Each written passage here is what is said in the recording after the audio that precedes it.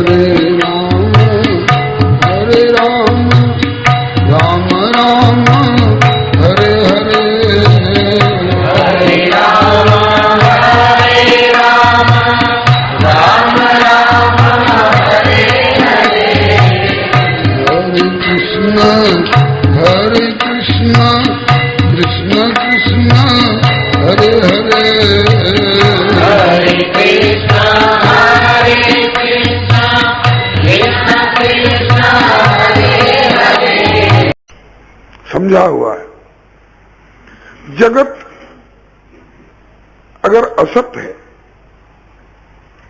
और असत जगत का सपना आया तो असत हो सकता है, लेकिन जो मेरे सपने में आए हैं वो गिरधर गोपाल असत नहीं है, उनका नाम असत नहीं है, उनका रूप असत नहीं है, उनकी लीला असत नहीं है, उनका धाम असत नहीं है। रामस्य नाम रूपम च लीला धाम परात् परम एतत् चतुष्टयम नित्यम सच्चिदानंद विग्रह। वे सत स्वरूप हैं, चित स्वरूप हैं और आनंद स्वरूप हैं। सत किसको कहते हैं? बोले सपने की झोपड़ी तो विनष्ट हो सकती है, लेकिन नंदगाम का नंद महल विनष्ट नहीं हो सकता है।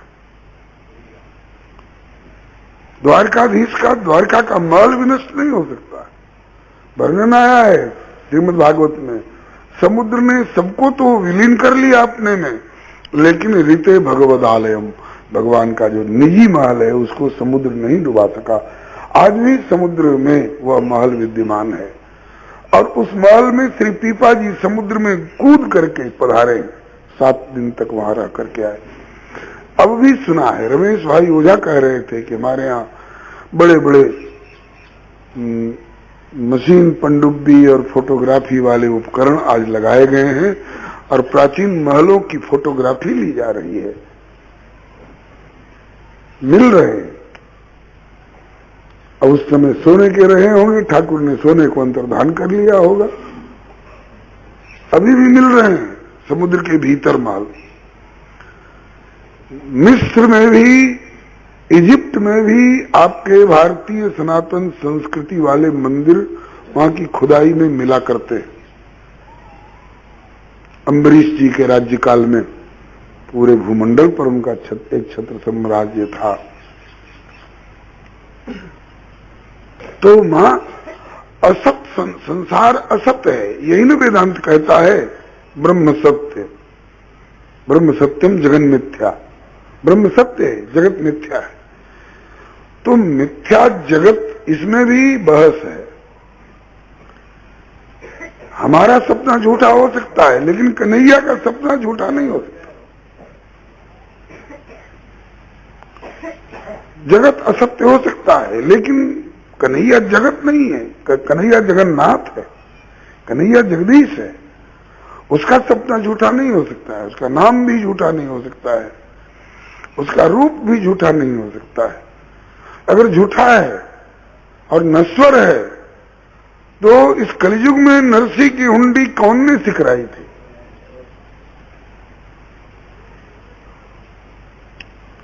नरसी की गाड़ी संभालने के लिए कृष्णा खाती के रूप में कौन आया था?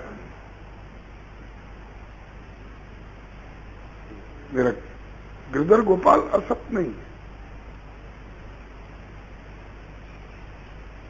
इस तरह से अच्छा, रामचरितमानस में प्रभु का सपना भी सत्य।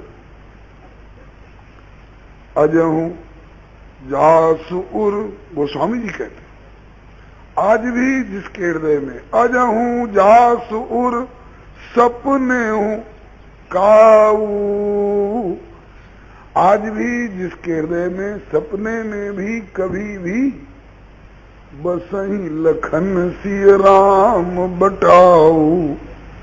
राम लक्ष्मण जानकी मार्ग चलते हुए सपने में भी किसी के अंतःकरण में आ गए तो इतनी देर का सपना, चूंकि प्रभु का सपना है इसलिए मिथ्या नहीं होगा। राम धाम पथ पाई सोई। वो प्रभु के धाम का मार्ग अवश्य पाएगा और धाम तक पहुंचेगा, उसको कोई रोक नहीं सकता है। वो पथ कैसा है? बोले जो पथ पावक बहु मुनि कोई ऋषि मुनि जिस मार्ग को कभी गुणाक्षर न्याय से प्राप्त कर पाते हैं, गारंटी के साथ नहीं, शायद मिल गया तो मिल गया। वो पथ प्रभु का सपना देखने वालों के लिए प्राप्त हो करके रहेगा। श्री शंकर भगवान कहते हैं कि भगवती पार्वती, मैंने प्रभु का राज्याभिषेक महोत्सव देखा था। श्री राम जी राजगद्दी पर विराजमान, जानकी जी उनके बगल में वो राजगद्दी पर ही विराजमान। जानकी के हाथ में समस्त तीर्थों के जल से भरा हुआ कमंडल है। एक भैया छत्र लिए हुए हैं, एक भैया चंवर डुला रहे, एक भैया व्यजन कर रहे हैं, गुरु वशिष्ठ तिलक कर रहे हैं, माताएं आरती उतार रही हैं, देवता लोग जय जयकार कर रहे हैं। प्रथम तिलक वशिष्ठ मन कीन्हा, पुनि सब विप्रन आयस दीन्हा, सिंहासन पर त्रिभुवन साई, देख सुरन दुंदुभी बजाई। देवता लोग नगाड़े बजा रहे हैं, शहनाई बजा रहे हैं। उस समय का सुख पार्वती वर्णन नहीं किया जा सकता है। और उस समय जो सुख मिला सो मिला। आज भी किसी के सपने में अगर वह झांकी आ गई तो सोई सुख लवलेश, जिन बारिक सपने हूं लेऊ, ते नहीं खगेश, ब्रह्म सुख ही सज्जन सुमति। निर्गुण निराकार सगुण साकार के ऊपर झगड़ने वाले लोगों, इससे प्रेरणा लो। ये निर्णित सिद्धांत है। ईश्वर बोल रहे हैं, शंकर भगवान बोल रहे हैं, भगवती पार्वती को सुना रहे हैं। कई उदाहरण देकर के मीरा ने कहा कि मां, तेरे लिए मेरा गिरधर गोपाल का पाणी ग्रहण वाला सपना मिथ्या हो सकता है, लेकिन मेरे लिए जो कि गिरधर गोपाल सत्य, इसलिए उनका सपना भी असत्य नहीं होगा। मां तो अड़ गई तो कुछ भी करना है, क्योंकि हमें जगत में रहना है, समाज में मुंह दिखाने लायक रहे। इसके लिए अब क्या करेगी मीरा बेचारी। मां तो कह रही है कि हम तो ब्याह करेंगे तेरो, ना तरो कलंका, सब समाज के लोग करेंगे तरह तरह की शंका। मीरा ने सोचा कि अब मां से मगज खपाना, बहस करना ठीक नहीं है। बस तुरंत श्री हरे नमः। अति निराश हुए मीरा उठ के दूधा जी पह आई। अति निराश है मीरा उठ के दूधा जी पह आई। बचपन से अब लग गिरधर की सबरी बात बताई। बचपन से तब लग गिरधर की सबरी बात बताई। बाबो साकी गोद राख सिर सिसकन लागी मीरा। बाबो साकी गोद राख सिर सिसकन लागी मीरा। मीरा के उर पीरा गुनी दूधा जी भय अधीरा। मीरा के उर पीरा गुनी दूधा जी भय अधीरा। मीरा दौड़ करके अपने बाबा साहब के पास आई। दूधा जी के 15 वर्ष की हो चुकी है, लेकिन आज अगर शादी ब्याह की बात करने में संकोच कर जाऊंगी तो आगे जिंदगी भर के लिए मेरा व्रत खंडित होगा। इसलिए निसंकोच। और क्षत्रिय राजकन्या हूं, क्षत्रिय राजकन्या को हक होता है स्वयंवर करने का। मैंने स्वयंवर किया है, ऐसा ही मान लो, और वो भी अपने मन से नहीं, मां के समर्थन से। गिरधर गोपाल को मैंने पति रूप में वर्ण किया है। एक उदाहरण और प्रस्तुत कर दूं। सप्तऋषि आए पार्वती के पास जब ये शंकर जी को पति रूप में प्राप्त करने के लिए तपस्या कर रही थी। अभी तपस्या ही कर रही हैं, अभी न शंकर जी के साथ गांठ बंधी है, न शंकर जी ने इनकी मांग में सिंदूर डाले हैं, न पार्वती का पानी ग्रहण किया है, न भांवरी फिरी है, कुछ नहीं हुआ है। केवल नारद बाबा ने बता दिया है कि इस पार्वती के दूल्हा तो शंकर हों तो अच्छा रहेगा।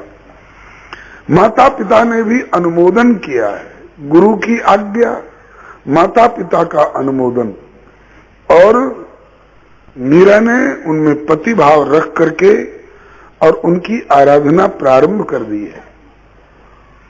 हजारों वर्ष बीत चुके हैं और अब सप्तऋषि चाहे शंकर जी के ही कहने से आए हैं तो क्या, वो आके कहते हैं कि पार्वती तो पागल है, उसमें क्या रखा है, क्या सुख मिलेगा तुमको, न उसके घर मकान है, न माता पिता है।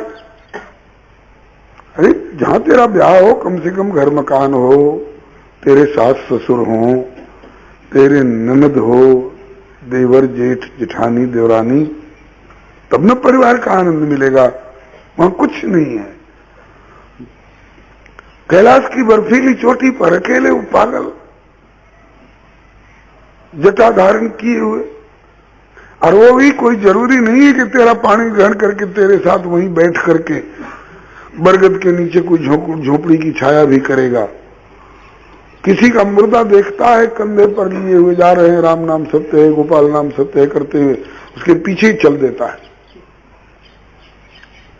स्मशान में गया, जब तक मुर्दा जलता रहेगा तब तक वहीं श्री राम नाम सत्य है का आनंद लेता रहता है। और उसके बाद अब 2:30 बज गए रात को, मुर्दा जलते जलते कौन घर लौटे, वहीं सो जाता है स्मशान में, चिता की भूमि पर। और जब वो चिता ठंडी हो जाती है तो उसके शरीर की राख ले लेकर के अपने शरीर पर मलता है। क्यों? बोले कि इसके साथ लोग राम नाम का उच्चारण करते हुए आ रहे थे, ये बड़ा भक्त मालूम होता है।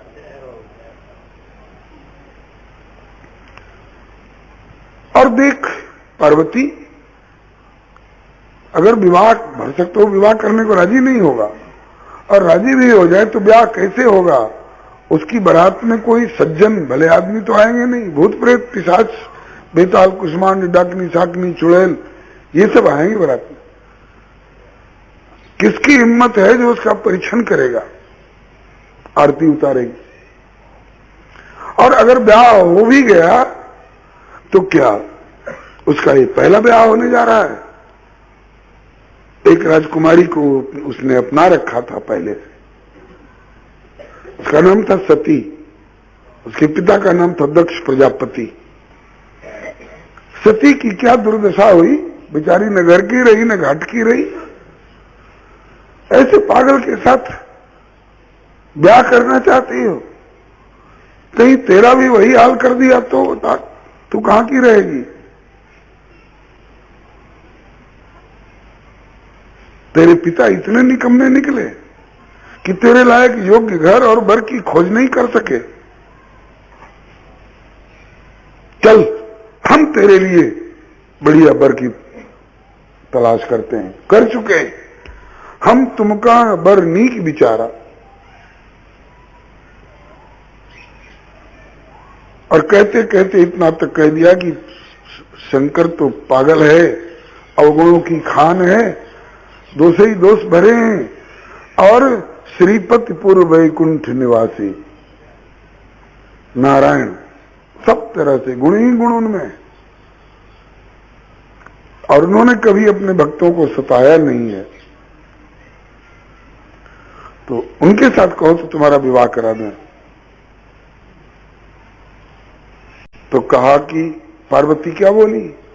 पार्वती ने कहा कि जो तुम मिलते हो प्रथम मुनीसा, तो सुनती हूं सिख तुम्हारी धैर्य सीसा।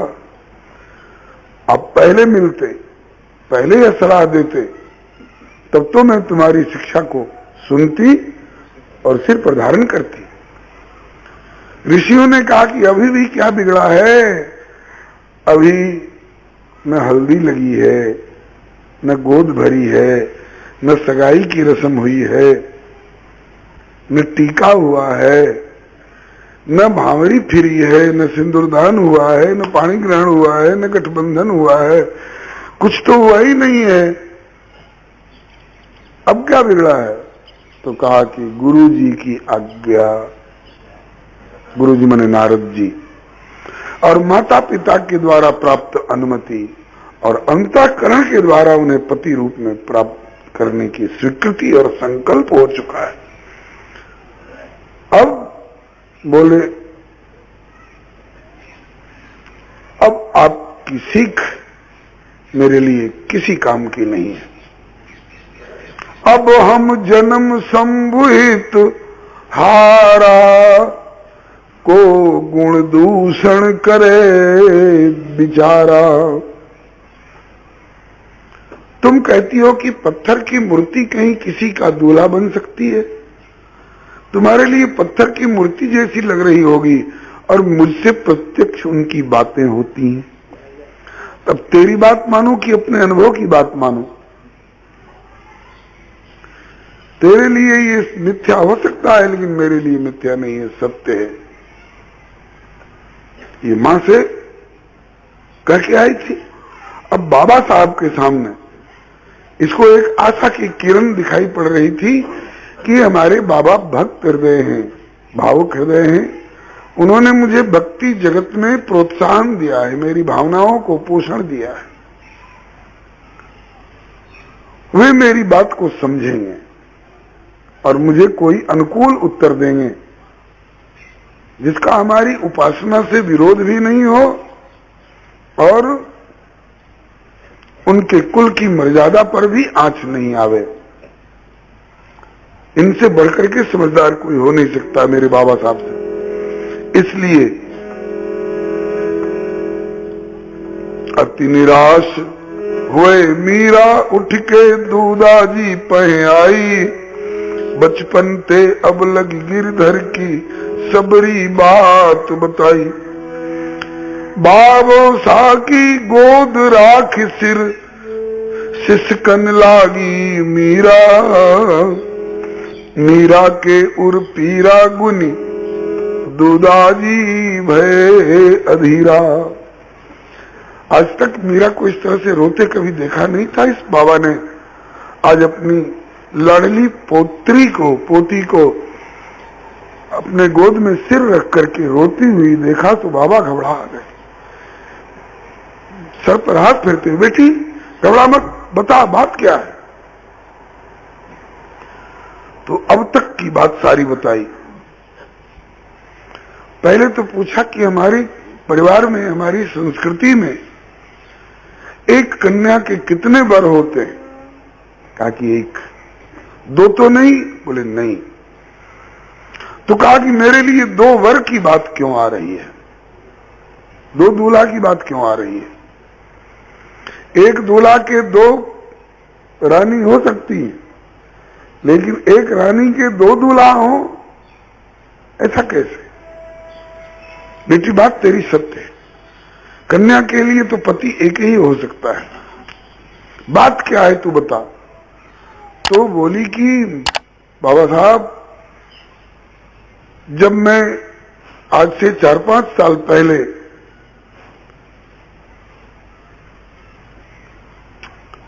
अपने गिरधर गोपाल के कक्ष में इनकी सेवा पूजा कर रही थी, उसी समय एक बारात गुजर रही थी बगल के मार्ग से। बारात में दूल्हा सज धज करके जा रहा था, घोड़े पर सवार। मैंने माँ से पूछा, माँ वो कौन है? माँ ने कहा कि दूल्हा है। मैंने पूछा किसका दूल्हा है? उसने बताया तेरी अमुक सहेली का। मैंने पूछा मेरा दूल्हा कहाँ है?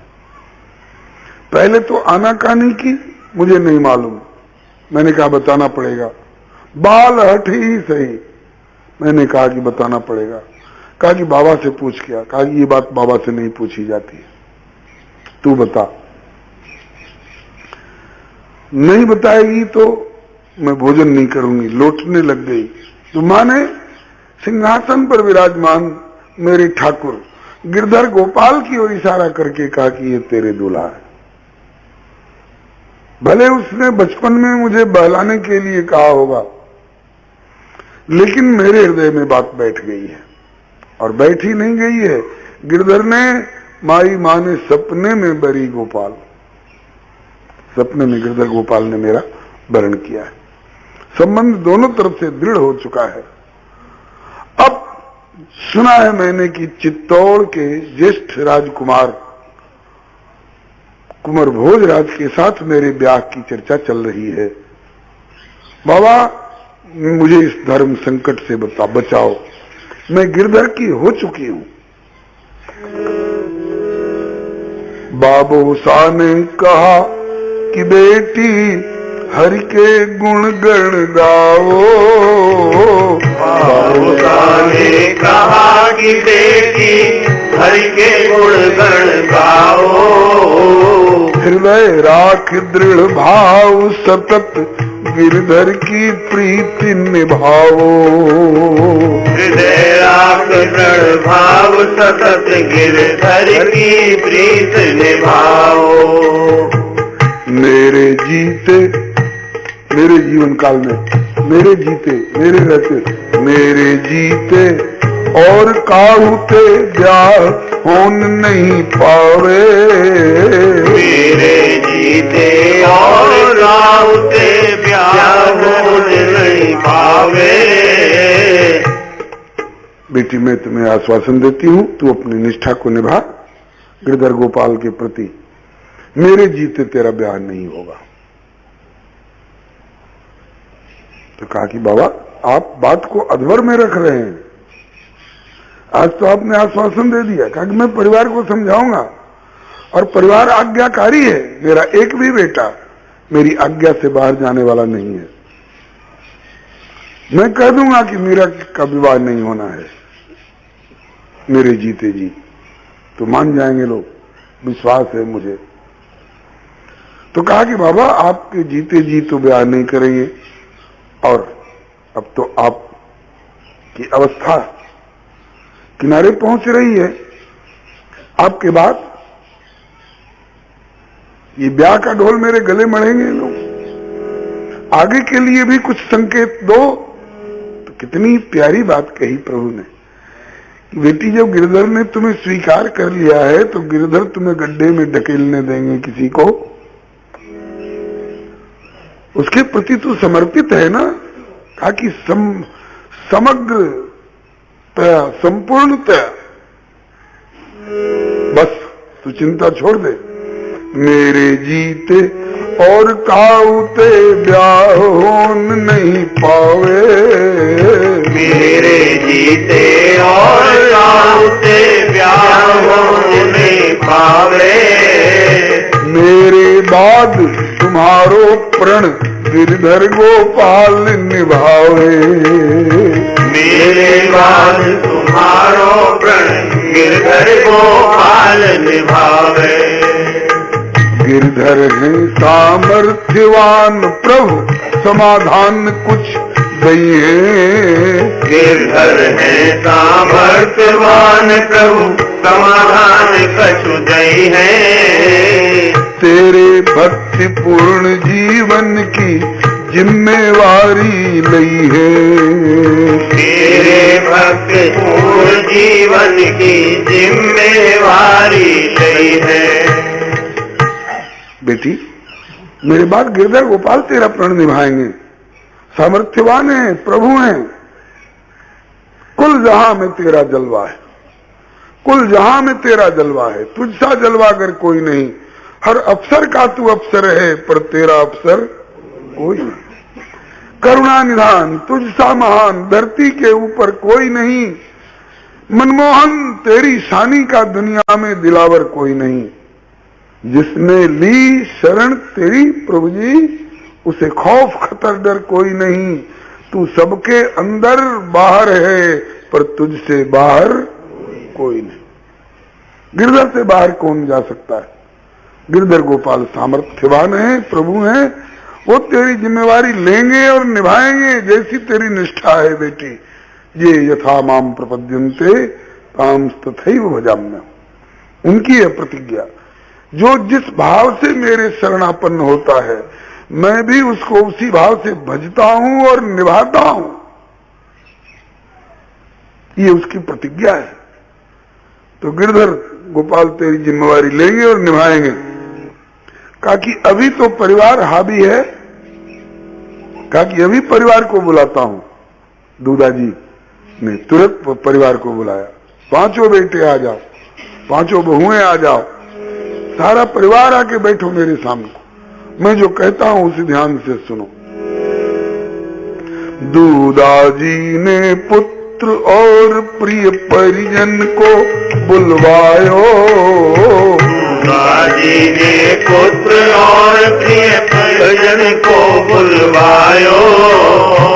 मीरा के भावानुकूल सब इनको कही समझायो, मीरा के भावानुकूल सब इनको कही समझायो। जीवन श्री गिरधर गोपाल पर मीरा को न्योछावर, जीवन श्री गिरधर गोपाल पर मीरा को न्योछावर। हो न ब्याह मीरा को कम से कम मेरे जीवन भर, हो न ब्याह मीरा को कम से कम मेरे जीवन भर। ऐ मेरे प्यारे पुत्रों, ऐ मेरी प्यारी पुत्र वधुओं, मेरी बात को ध्यान से सुनो। मीरा धर्म संकट में है। मीरा ने गिरधर गोपाल के प्रति आत्मसमर्पण कर दिया है। मां की आज्ञा से, मां के वचनों के आधार पर गिरधर ने भी मीरा के संबंध को स्वीकार किया है। जैसा बता रही है मेरी बेटी, मीरा झूठ बोलने वाली नहीं है, किसी को धोखा देने वाली नहीं है, चरित्रवान है। इसलिए मैं तुम लोगों को आज्ञा देता हूं, मैं मीरा को आश्वासन दे चुका हूं, कम से कम मेरे जीवन भर मीरा के विवाह की बात तुम लोग मत करो। जो आज्ञा कहने के सिवा दूसरा कोई चारा नहीं था परिवार के सामने। इसलिए जैसी आज्ञा कही कही के सभी ने शीश झुकाए, जैसी आज्ञा कही कही के सभी ने शीश झुकाए। आज्ञाकारी पुत्रन ने जीवन भर वचन निभाए, आज्ञाकारी पुत्रन ने जीवन भर वचन निभाए। मीरा के मन भयो चैन जब दूधाजी समझाए, मीरा के मन भयो चैन जब दूधाजी समझाए। श्याम कुंज में लौट प्रेम भरी मोहन के गुण गाए, श्याम कुंज में लौट प्रेम भरी मोहन के गुण गाए। पहले जाड़े के दिनों में ब्याह प्राय नहीं होते थे। होते थे यहाँ क्या? जाड़े के दिनों में शादी ब्याह कितना दिन से? हमने तो बहुत कम सुना था, अब खूब धड़ल्ले से होने लगा है। लगन के दिन होते हैं, लेकिन ज्यादातर विवाह के लिए ग्रीष्म काल ही पसंद किया जाता था। ग्रीष्म काल था अथवा बसंत रहा होगा। चैत बैसाख दो बसंत के महीने कहे जाते हैं, जेठ और आषाढ़ ग्रीष्म के महीने माने जाते हैं। तो चैत में तो ब्याह होता नहीं है। बैसाख से लगन शुरू होती है और आषाढ़ के शुक्ल पक्ष की एकादशी से पहले पहले शादी ब्याह होता है। और आषाढ़ के शुक्ल पक्ष की एकादशी को हरिशयनी एकादशी कहते हैं। और उसके बाद जब तक कार्तिक की देवोत्थान एकादशी नहीं आती है तब तक ये सब काम प्राय बंद रहते हैं अपनी संस्कृति की मान्यता के अनुसार। वो बच्चे भैया बातचीत नहीं, सुनना हो तो बैठो। हरे